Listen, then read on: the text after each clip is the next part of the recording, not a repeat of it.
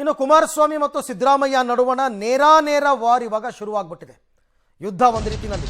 ಹಾಗಾಗಿನೇ ಗಂಗೇನಹಳ್ಳಿ ಡಿನೋಟಿಫಿಕೇಶನ್ ಕೇಸಲ್ಲಿ ಲೋಕ ವಿಚಾರಣೆಯನ್ನ ಕುಮಾರಸ್ವಾಮಿ ಎದುರಿಸಿರ್ತಕ್ಕಂಥದ್ದು.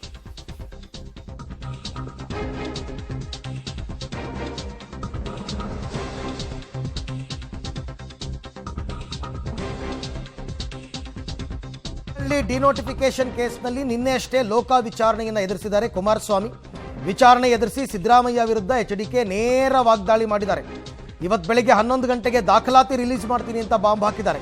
ಹಾಗಾದರೆ ಕುಮಾರಸ್ವಾಮಿ ರಿಲೀಸ್ ಮಾಡೋ ದಾಖಲೆ ಯಾವುದು? ಸಿದ್ದರಾಮಯ್ಯ ವಿರುದ್ಧ ದಾಖಲೆ ಬಿಡುಗಡೆ ಮಾಡ್ತಾರಾ? ಸಿದ್ದು ಸರ್ಕಾರದ ಸಚಿವರ ವಿರುದ್ಧ ದಾಖಲಾತಿ ಬಿಡುಗಡೆ ಮಾಡ್ತಾರಾ?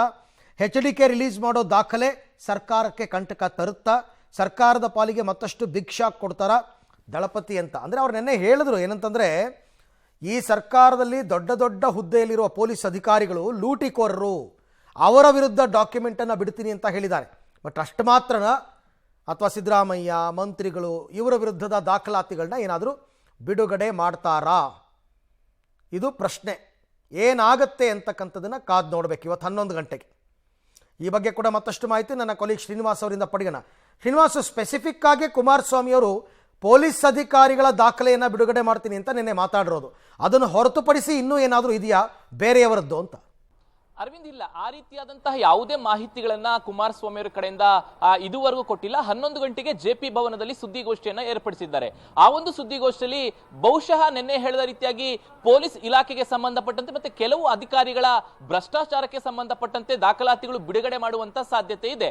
ಜೊತೆಗೆ ಕುಮಾರಸ್ವಾಮಿ ಅವರ ವಿರುದ್ಧ, ಕುಮಾರಸ್ವಾಮಿ ಮತ್ತೆ ಸಿದ್ದರಾಮಯ್ಯ ವಿರುದ್ಧ ನೇರವಾಗಿ ಟಾರ್ಗೆಟ್ ನಡೀತಾ ಇರೋದ್ರಿಂದ ಕುಮಾರಸ್ವಾಮಿ ಅವರು ಸಿದ್ದರಾಮಯ್ಯ ಮೇಲೆ ಅನೇಕ ರೀತಿಯಾದಂತಹ ಆರೋಪವನ್ನ ಮಾಡಿದ್ರು. ಕಳೆದ 10-15 ದಿನಗಳ ಹಿಂದೆ ಕುಮಾರಸ್ವಾಮಿ ಅವರು ಮಾತನಾಡ್ತಾ, ಸಿದ್ದರಾಮಯ್ಯನವರು ಡಿಸಿಎಂ ಆದಂತಹ ಸಂದರ್ಭದಲ್ಲಿ ಅವರು ಕಟ್ಟಿರುವಂತಹ ಮನೆಯ ಅಕ್ರಮ, ಒಬ್ರು ದಲಿತರ ಜಮೀನನ್ನ ಕಸ್ಕೊಂಡು ಮನೆಯನ್ನ ಕಟ್ಟಿದ್ದಾರೆ ಅನ್ನುವಂತಹ ಆರೋಪವನ್ನ ಮಾಡಿದ್ರು. ಆ ದಾಖಲಾತಿಗಳು ನನ್ನ ಬಳಿ ಇದೆ ಅನ್ನುವಂತಹ ಮಾತುಗಳನ್ನ ಹೇಳಿದ್ರು. ಮುಂದುವರೆದ ಭಾಗವಾಗಿ ಸಿದ್ದರಾಮಯ್ಯ ಮತ್ತೆ ಅವರ ಸಚಿವ ಸಂಪುಟದ ಅಕ್ರಮಗಳ ದಾಖಲಾತಿಗಳು ಒಂದು ಲಾರಿಯಲ್ಲಿ ಆಗುವಷ್ಟು ಇದೆ ಅನ್ನುವಂತಹ ಮಾತುಗಳನ್ನ ಹಿಂದಿನ ಸುದ್ದಿಗೋಷ್ಠಿಗಳಲ್ಲಿ ಹೇಳಿದ್ರು. ಹಾಗಾಗಿ ಇವತ್ತಿನ ಸುದ್ದಿಗೋಷ್ಠಿ ಬಹಳ ಕುತೂಹಲಕ್ಕೆ ಕಾರಣವಾಗಿದೆ. ಇವತ್ತು ಕುಮಾರಸ್ವಾಮಿ ಅವರು ಪೊಲೀಸ್ ಇಲಾಖೆಯ ಜೊತೆಗೆ ಸಿದ್ದರಾಮಯ್ಯನವರಿಗೆ ಸಂಬಂಧಪಟ್ಟಂತಹ ಏನಾದರೂ ದಾಖಲಾತಿಗಳನ್ನ ರಿಲೀಸ್ ಮಾಡ್ತಾರಾ, ಅಥವಾ ಅನೇಕ ಜನ ಮಂತ್ರಿಗಳ ಮೇಲೆ ಸರ್ಕಾರದಲ್ಲಿ ಆರೋಪಗಳಿದ್ದಾವೆ, ಅವರಿಗೆ ಸಂಬಂಧಪಟ್ಟಂತಹ ದಾಖಲಾತಿಗಳನ್ನ ರಿಲೀಸ್ ಮಾಡ್ತಾರ ಅನ್ನುವಂಥದ್ದನ್ನ ಕಾದ್ ನೋಡ್ಬೇಕಾಗತ್ತೆ. ಹೀಗಾಗಿನೇ ಕುಮಾರಸ್ವಾಮಿ ಅವರ ಸುದ್ದಿಗೋಷ್ಠಿ ಅತ್ಯಂತ ಮಹತ್ವವನ್ನು ಪಡ್ಕೊಂಡಿದೆ ಅಂತ ಹೇಳ್ಬೋದು. ಥ್ಯಾಂಕ್ ಯು ತಮ್ಮೆಲ್ಲ ಮಾಹಿತಿಗೆ ಶ್ರೀನಿವಾಸ್, ಧನ್ಯವಾದ. ನೋಡೋಣ 11 ಗಂಟೆ ತನಕ ಕುತೂಹಲ ಹಾಗೆ ಇರಲಿ. ಯಾರ ವಿರುದ್ಧ ದಾಖಲೆ ಬಿಡುಗಡೆ ಮಾಡ್ತಾರೆ, ಏನು ಎತ್ತ ಅಂತಕ್ಕಂಥದ್ದನ್ನ ನೋಡೋಣ. ಯಾಕೆಂದರೆ ಕುಮಾರಸ್ವಾಮಿ ಅವ್ರಿಗೆ ಎಲ್ಲರೂ ಮಾಡೋ ಆರೋಪ ಹಿಟ್ ಆ್ಯಂಡ್ ರನ್ ಅಂತ. ಸುಮ್ಮನೆ ಆರೋಪ ಮಾಡ್ತಾರೆ, ಹೊಟ್ಟೋಗ್ತಾರೆ, ಯಾವ ದಾಖಲಾತಿನೂ ಕೊಡಲ್ಲ ಅಂತ. ಇವತ್ತೇನು ದಾಖಲಾತಿಯನ್ನು ಕೊಡ್ತಾರೆ ಅಂತಕ್ಕಂಥದ್ದನ್ನು ಕಾದು ನೋಡಬೇಕು. ಬಹಳ ಮುಖ್ಯವಾದಂತಹ ದಾಖಲಾತಿಗಳು ಅವ್ರ ಬಳಿ ಇದೆ ಅಂತ. ಯಾಕೆಂದರೆ ಸಿದ್ದರಾಮಯ್ಯನವರು ಉಪಮುಖ್ಯಮಂತ್ರಿ ಆಗಿದ್ದಾಗ ಅವ್ರು ಕಟ್ಟಿದ ಮನೆಯೇ ಅಕ್ರಮ, ಅದರದ್ದು ದಾಖಲೆ ನನ್ನ ಹತ್ರ ಇದೆ ಅಂತ ಹೇಳಿದ್ದು ನಿಜ. ಅದನ್ನು ರಿಲೀಸ್ ಮಾಡ್ತಾರಾ, ಏನು ಮಾಡ್ತಾರೆ ಅಂತಕ್ಕಂಥದ್ದು ಈಗ ಮುಂದೆ ಗೊತ್ತಾಗುತ್ತೆ.